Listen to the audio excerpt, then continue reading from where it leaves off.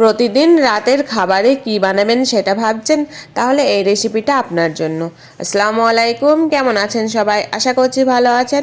আশা best ফুডিতে আবার একটা নতুন রেসিপিতে আপনাদের স্বাগত। আজকে আমার রেসিপি সয়াবিন আলুর তরকারি।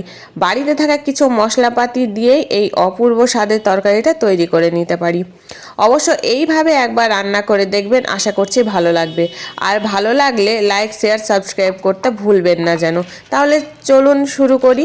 সয়াবিনের তরকারি বানানোর জন্য সর্বপ্রথম আমি সয়াবিন নিয়ে নিয়েছি।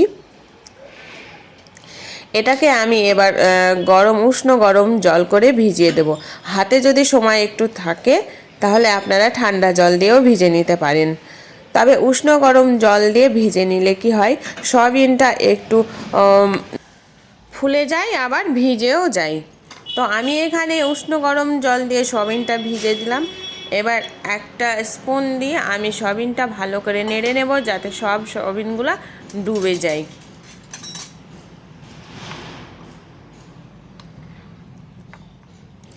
এইভাবে নেড়ে নিলাম। এবার এটাকে রেখে দিলাম। রেখে দিয়ে ওই পাশে একটা কড়া নিয়ে নেব।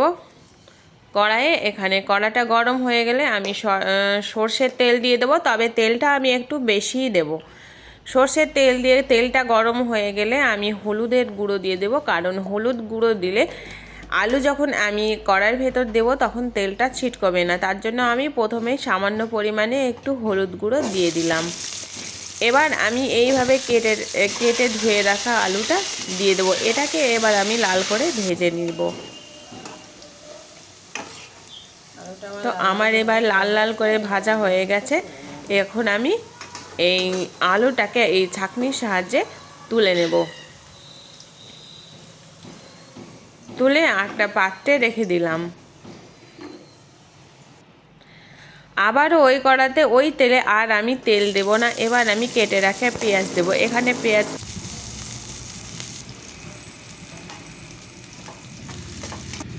পেঁয়াজটা একটু ব্রাউন কালার হয়ে গেল। এবার ব্রাউন কালার হওয়ার পরে আমি কিছু মশলা অ্যাড করব। সেটা হচ্ছে ঝালের জন্যে কাঁচা লঙ্কা পেস্ট যে যতটুকু ঝাল পছন্দ করে সেই অনুযায়ী কাঁচা লঙ্কা পেস্টটা দিতে হবে। আর দিয়ে দিতে হবে আদা রসুন বাটা। এই মশলাটাকে দিয়েও ভালোভাবে একটু লো ফ্লেমেই ভালোভাবে নেড়ে নিতে হবে।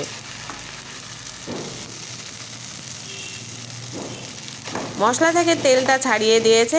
এবার আমি আবারও একটু ভালোভাবে নেড়ে নেব। তারপরে কিছু গুঁড়ো মশলা অ্যাড করব। গুঁড়ো মশলায় ছিল হলুদ গুঁড়ো রঙের জন্য, আর কাশ্মীরি লঙ্কার গুঁড়ো অনেকটা, মানে 2 চামচের মতো দিলাম। তারপরে একটু ভালোভাবে আবারও আমি কষে নেব মশলাটাকে। মশলাটা আমার কষানো হয়ে গেছে। এবার আমি দিয়ে দেব কেটে রাখা টমেটো কুচি।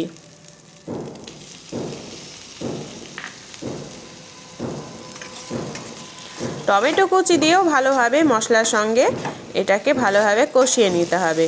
এবার টমেটোটা নরম হওয়ার জন্য দিয়ে দিতে হবে একটু লবণ, মানে স্বাদ মতো লবণ দিয়ে দিতে হবে। তাহলে লবণটা দিলে টমেটোটা তাড়াতাড়ি গলে যাবে। আর এইদিকে আমার সয়াবিনটা ভিজে নরম হয়ে গেছে। এবার আমি এই ছোট বাটিটাই, মানে ছোট বলে একটু অসুবিধা হওয়ার জন্য আমি বোলটা চেঞ্জ করে নিলাম, এটাই নিলাম।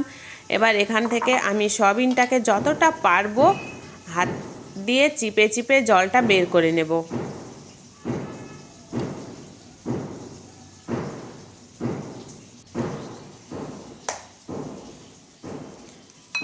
এই সব সয়াবিনগুলোকে আমার জল বের করে নিয়ে চলে এসেছি।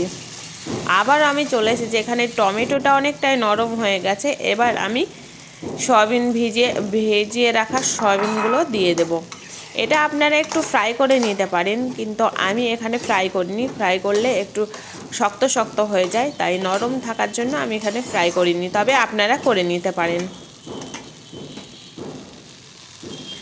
এখানে সয়াবিনের সঙ্গে ভালোভাবে কষানো হয়ে গেছে। এবার আমি দিয়ে দিলাম ভেজে রাখা আলু। ভেজে রাখা আলুটা দিয়েও আমি ভালোভাবে একটু কষে নিলাম।